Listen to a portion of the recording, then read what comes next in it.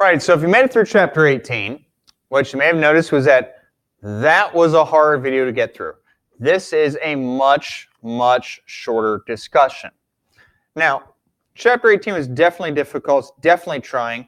Chapter 19 is not as difficult in some ways, but it's definitely just as important. Chapter 19 is taking us into the idea of we're finally going to start to go from the idea that I don't need to know everything about my population. We're going to start to make some educated guesses about my population. Now, in order to do that, though, we have to get this idea about confidence intervals. Now, that's where these two jokes come from. About how many statisticians take to change a light bulb? Well, it takes one, plus or minus 3. Or if I talk about the confidence interval about tomorrow's weather. So tomorrow's weather, it's going to be somewhere between 40 below and 200 above. That weatherman might be right, but they're probably not terribly useful. I can't plan my day around that. So what we're going to do is we're going to start to use samples to estimate the parameter. Remember, parameter is a numerical summary of the population. And my sample might say something different than that other person, Joe Schmoes, says about their population based on their stats. Now, we expect some sampling variability. Remember, sampling variability, that's just sampling error. It's the part of doing statistics. If I'm going to use samples, I'm going to have some error. I'm going to have some disagreement in my samples. Confidence intervals are formed by taking our estimate and add or subtracting some margin of error. We're going to define the margin of error for proportions here. The methods we use in this chapter are going to let us make the statements such as this. I'm 95% confident that my interval contains the true proportion. So here's an inference. Let's us make a conclusion about the population from a sample. It's most reliable if the sample is chosen by random sampling design. I've been saying the gold standard statistics, we want that random design. We have two types of statistical inference. The first one is confidence intervals. This is used to estimate the value of a population parameter. This is what we're going to be focused on in this lesson. The next kind of inference we can do is called the test of significance. This assesses if the evidence provided by data is in favor of some claim. We're going to deal with number 2 a little bit later. Right now we're just going to deal with number 1, but both of these are based on what would happen if we repeated the sample or the experiment many times. So confidence interval. It's just an interval of values, so it's 2 values. They're computed from sample data, and it's likely to include the true population value. It has 2 parts. Part 1, you have a sample estimate plus or minus some margin of error. And part 2, we have to have a confidence level, and it's normally indicated by C, and that's the probability that the interval will capture the true parameter in repeated samples. So here's the thing. You, me, anyone doing statistics, most of the time we want a high confidence level, 90% or above, because we want to be pretty confident. We want to be pretty sure of our conclusion. It's not always going to be that way. Sometimes we give it a lower one, and sometimes we use a lower one for different justifications, but normally we're going to deal with 90% or above. I'm going to talk about C. C is the confidence level almost in decimal form. Don't give it as a percentage.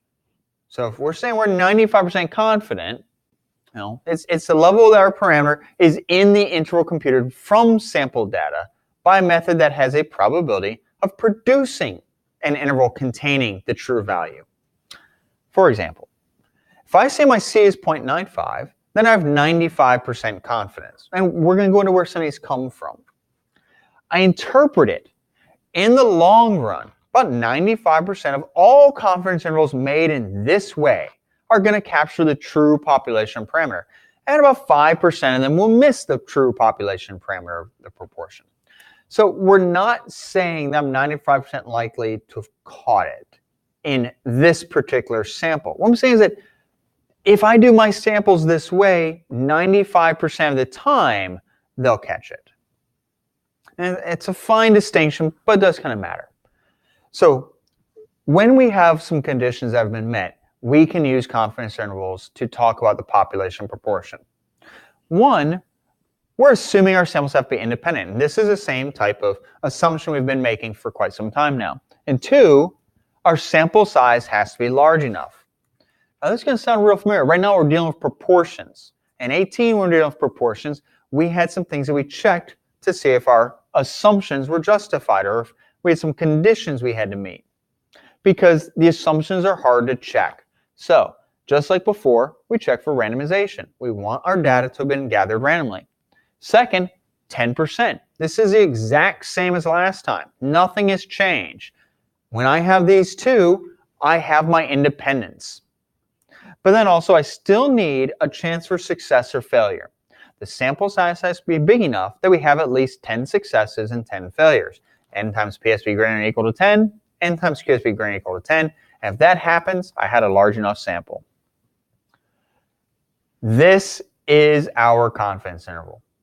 It's always being given by this formula. P hat is our estimate. This is from our sample proportion. Just like we talked about in chapter 18, our sample proportion is P hat. And what we're going to find is going to be plus or minus Z asterisk times the standard error of P hat. We're not talking about our standard deviation, but our standard error of P hat. I said, this is our estimate, and this is our margin of error. P hat comes right from the proportion of the sample. Standard error, we're having to deal with standard error because we don't know the standard deviation. We don't know the P. Since we don't know the population parameter, we're using a sample, we have to do a standard error instead. You can call it the standard deviation of the sample. It is not the standard deviation of the population. And N, of course, is our sample size. So on all of these, the one we haven't talked about before is our Z asterisk. So we need to find out where do we get this from. What is our Z asterisk? Well, Z asterisk is also called the critical value.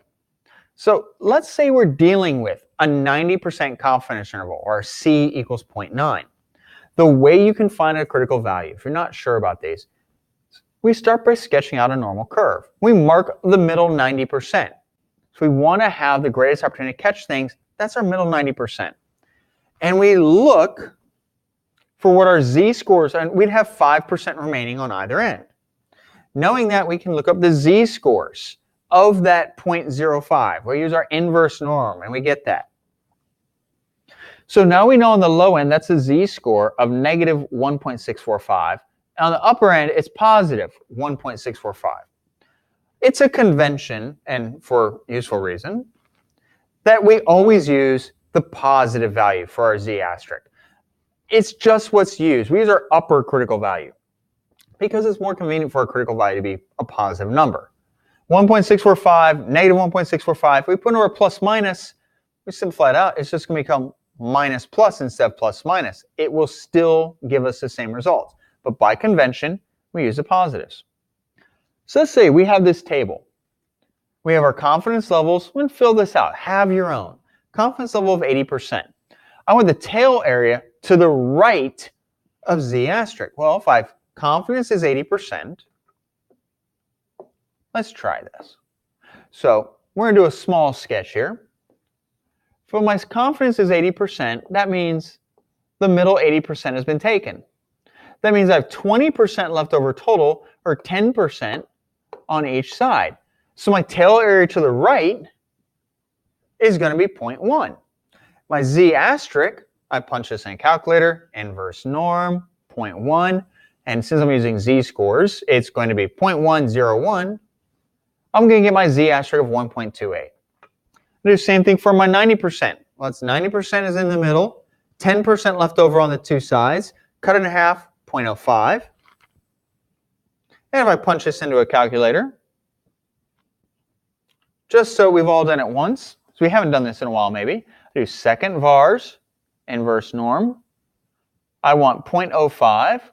This is a Z score, so 0 and 1. Then we find it's negative 1.644. However, 6.448, I want the positive value, so I just make it positive.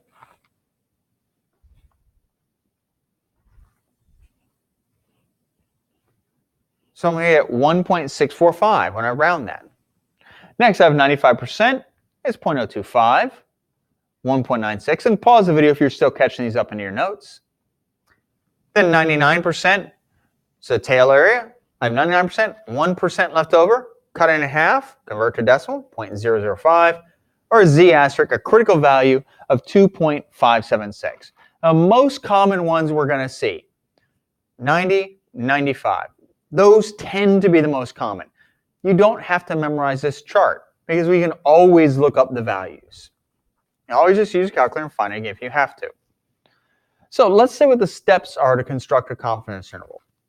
First step is, who are we talking about? What parameter do we want to draw conclusions about? Basically, this is our who, what, when, where, why. This is our context. We have to do this. Second, you're going to have to choose the appropriate inference procedure. Now, right now, we're only letting off confidence intervals, but eventually you'll have some more you get to add to this. But as soon as you do that, you have to verify conditions and assumptions for using that procedure. Third, if the conditions are met, carry out for the inference procedure. Confidence interval is going to equal the sample estimate plus or minus the margin of error. Lastly, interpret results in context of the problem. Again, what we never want to do, or what we want to minimize doing, is simply giving bare number answers. Okay? They aren't as helpful. So let's try one. Our local newspaper randomly polls a sample of 330 voters. They find 144 who say they'll vote yes on the upcoming school budget. We want to create a confidence interval of the actual sentiment of voters. So we don't know what all voters think. We only know about these 330. So all we have, we can think this. We want the confidence interval because we don't know what everyone thinks. So in our sample, 144 said they'll vote yes. If we want to be reasonably confident, let's start off with a confidence interval of 95%. So first question is, I have some highlighting here, sorry. Is it plausible that they're independent? Is it reasonable to think the responses were independent? Well, if we did good survey, and we did say it was a random sample, yeah. So random sampling was met. They said they picked them randomly. Next condition, did we check less than 10% of the population? As long as there's more than 3,300 eligible voters, yes, we did less than 10% of the population. Lastly, is the sample large enough? We're dealing with a proportion here. In order if it's large enough, we're still going to deal with our NP, except now it's going to be NP hat. Now our NP hat was 144. That means our NQ hat had to be everyone else. Yeah, they're both 10. We got a large enough sample. Because of that, we can use a normal model to find what's called the one proportion. We're only doing one proportion here. Z interval. So let's show our work. And we had 330 registered voters. Our p hat was 144 divided by 330, or 0.436. Then we find our standard error. Square root of p hat times q hat divided by n. It's given here. So our standard error is 0.027. Now we have to find the margin of error. Margin of error is given by the critical value, z asterisk, times the standard error of p hat. So in this case, we want to be 95% confident. You flip back table, if you had to rerun it, inverse norm it, you'll find a critical value is 1.96. We multiply that times our standard error, and we find our margin of error is 0.053. My confidence interval then, that's given by my sample proportion plus or minus my margin of error. So my confidence interval is 0.383 up to 0.489. At this point, I've shown all the work there is to show. There's nothing else. I've gotten to my confidence interval. I'm done. However, I still have to say what this represents. I haven't actually said anything yet. This is just a bunch of calculator talk or a bunch of math talk. It doesn't mean anything yet. I drew a 95% confidence interval. So let me tell you what I'd say in this case, and then I'll help you define what you want to have and how you're going to interpret yours.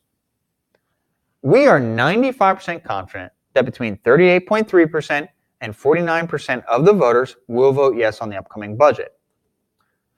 This has got FRQ guide on here for a reason. What I'm saying is, this is how you want to answer an FRQ that's like this. Show the work and then tell what you found. The parts that I'm underlining, we are confident that between. These are going to be almost unchanged in every single interpretation you make of these type of confidence intervals. What's going to change? Of course. Here's what we're going to have that's going to change.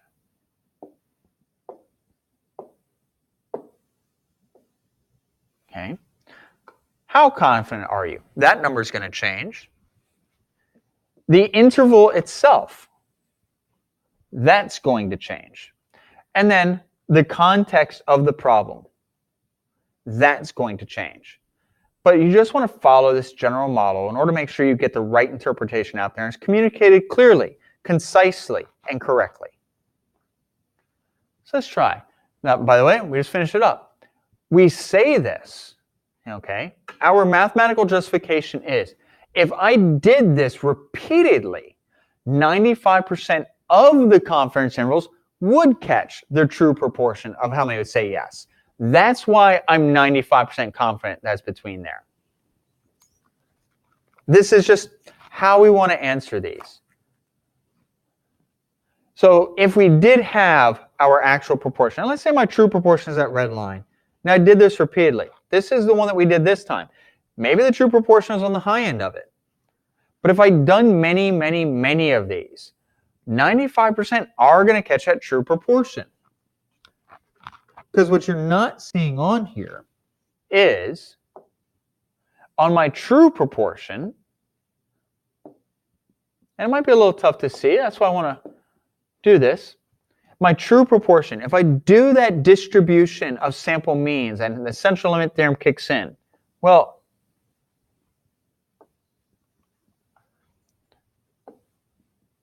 95% of the time, we'll have values showing up in here by the central limit theorem. The central limit theorem is still what's allowing me to do this. Now, an important thing is, let's talk about what we didn't have.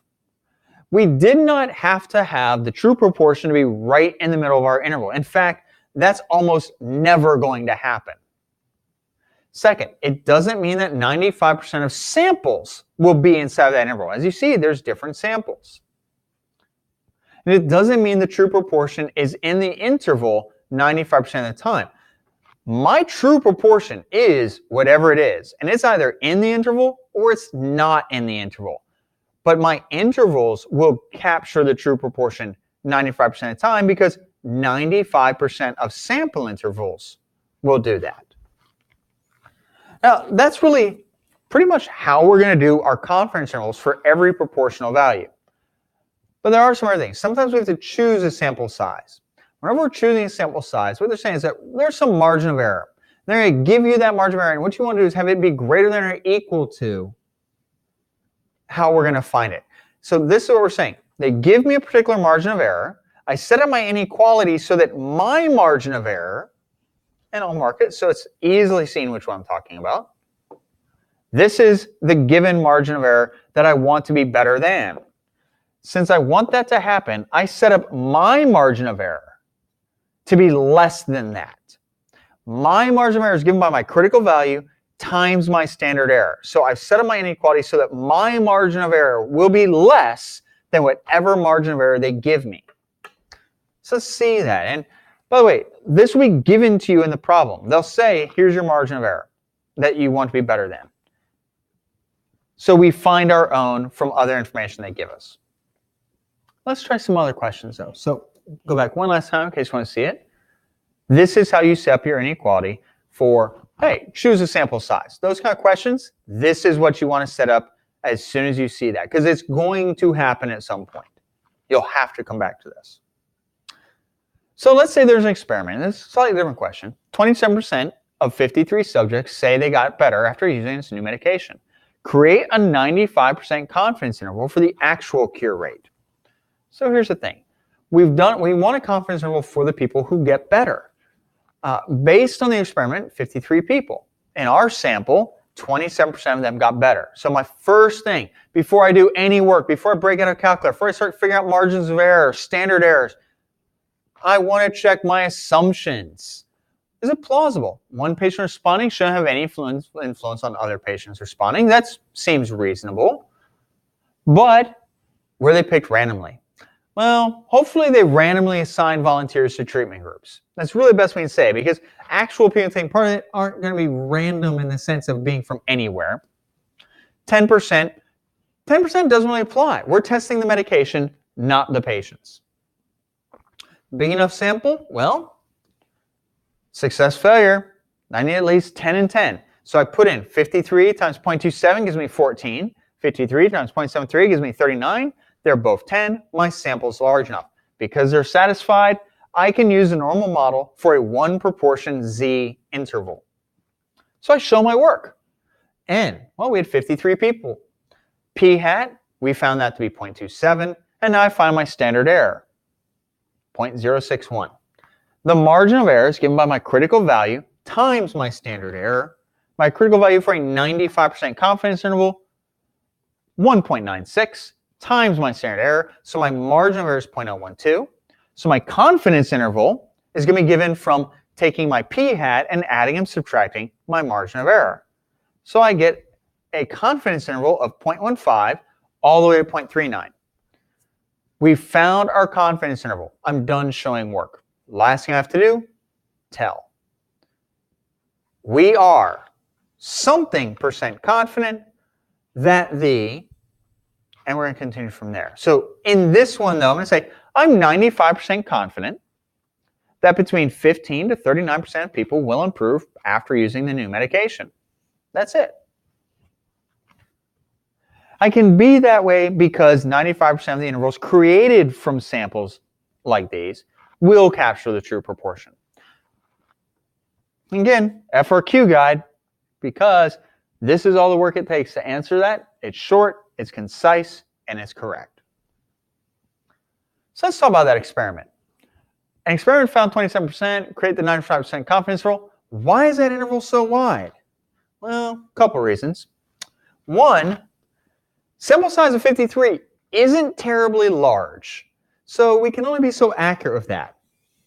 My standard error is going to be large. Remember, that's that square of PQ divided by N, divided by 53. Also, I wanted to be extra confident. In order to be more confident, like I said, this is like catching butterflies. I can go out with a very small net, a very small confidence interval, but I'm not very confident I'm going to catch butterflies with that net. Or I can get a larger net, and I'd be more likely to catch it. We want to be 95% confident, we're going to get a larger interval. So the less accurate the interval becomes. So let's say we said, created a 95%, I wanted a 90% confidence interval. Let's make it a little narrower.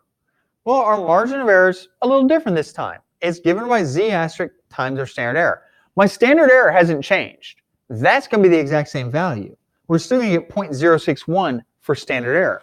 But my critical value will have changed. Now I've taken the 90. I pitched the 90. I'm left with 10. Cut it in half. 5%. Inverse norm of 0.05. I'm going to find a critical value of 1.645. So now my margin of error is 0.1. So my confidence interval, I'm going to take, again, my 0.27 and add or subtract 0.1. Now my confidence interval is 0.17 to 0.37. So I had to tell what happened? Well, we're 90% confident that between 17 and 37% of people will improve after using the new medication. Now this interval is a little more precise, but we're less confident we caught the true proportion. So now we're going to be wrong about 10%. 10% of our margins or of our confidence intervals created from samples in this way are not going to capture it. Lastly, we can also do this with the calculator. So using the calculator, now these are some things to write down in practice. We go to stat and then we go to tests. And I'll go back, we're going to show this all in the calculator itself. So I go stat and I go test. And I scroll down to 1 proportion Z intervals. It's going to ask me for my information. Well, we said 14 out of 53 got better, and my confidence level is 0.9. And it's going to calculate it for us. Now I'm going to pull up the actual calculator now so you can see that. It will give us our interval. So like I said, we're going to go to stat. We're going to go to test because we're making a test of our claim. We want 1 proportion Z interval. This is 1 proportion Z test. We keep going down. Oh, and 1 proportion Z interval. In this case, we said we wanted to have 14. Our sample size was 53. We said 0.9 for our confidence level. We hit calculate and enter, and it finds it. Now at this point, okay, we have some other information on our screen. We have my confidence interval. We have our p-hat, and they told us our sample size. I want to copy it down before we leave the screen, because as soon as we press enter, we're on a different screen.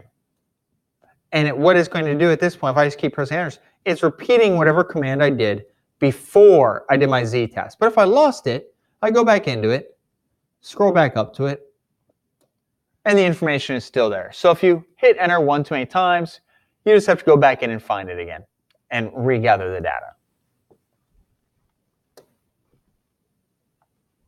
Okay.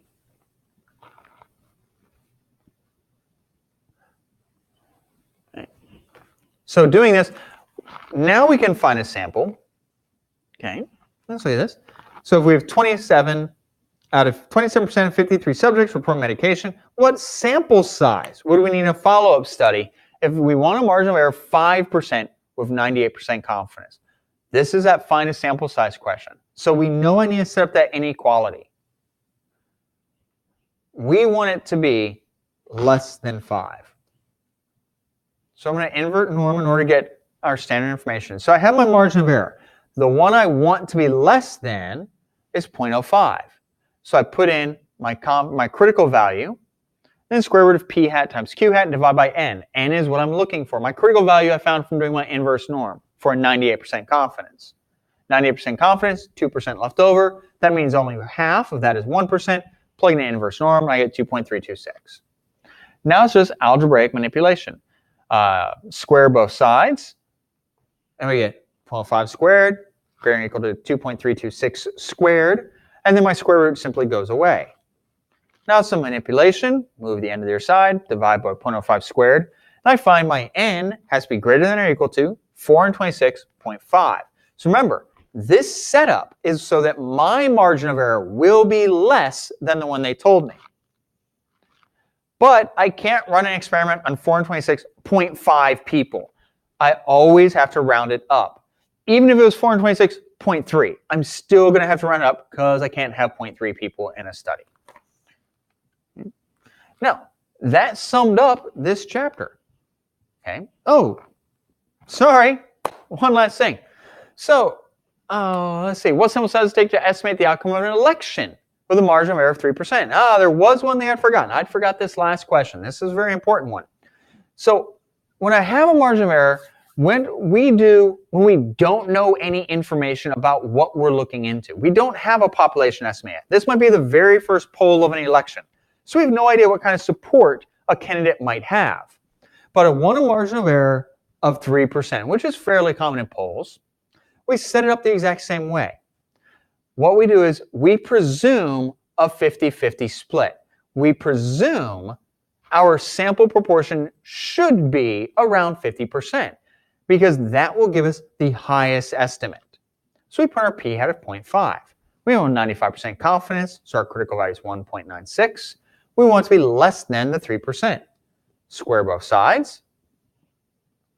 Solve. We need to interview at least 1,068 people